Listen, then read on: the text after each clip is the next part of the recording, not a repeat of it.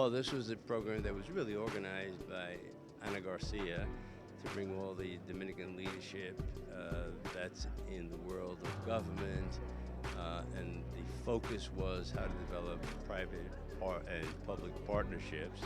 But it really turned out to be an excellent opportunity for business people to learn how they can begin to do business with the city.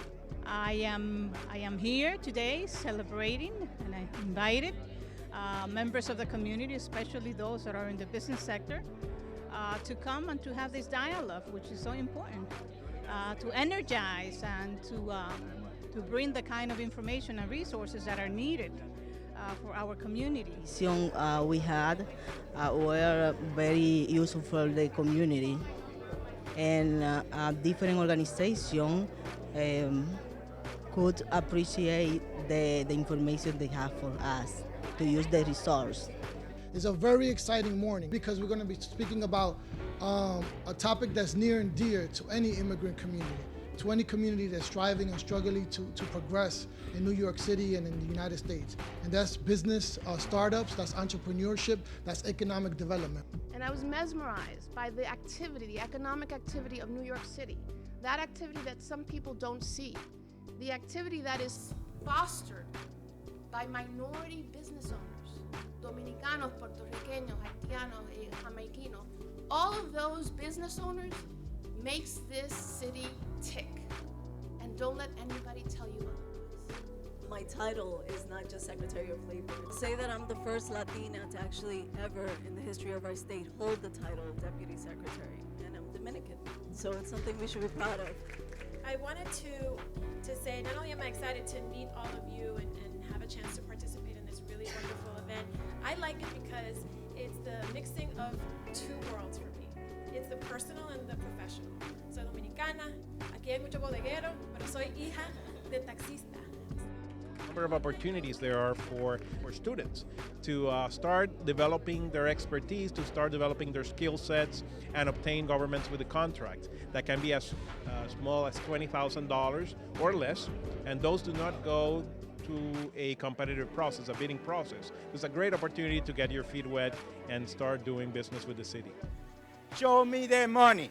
That's the most important thing. You know, I will tell you a lot of things, but at the end of the day, how many dollars are in our communities, really helping that community? And that's where we have to always be striving. The students, of course, here have really benefited from many of the conversations. One, because we have worked on educating them on what business resources there are in New York City.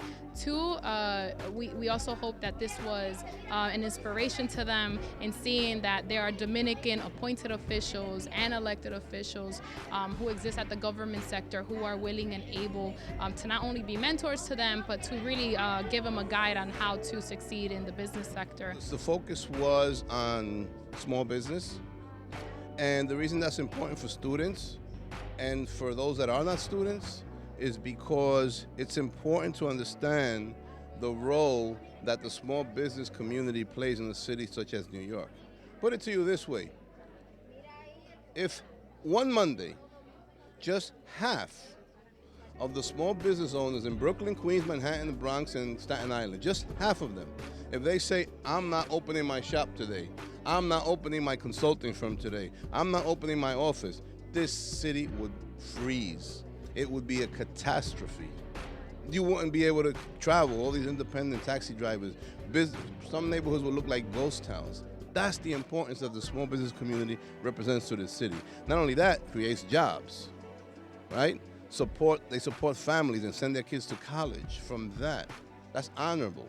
And sometimes it's hard to have a small business. It's not easy. They work long hours.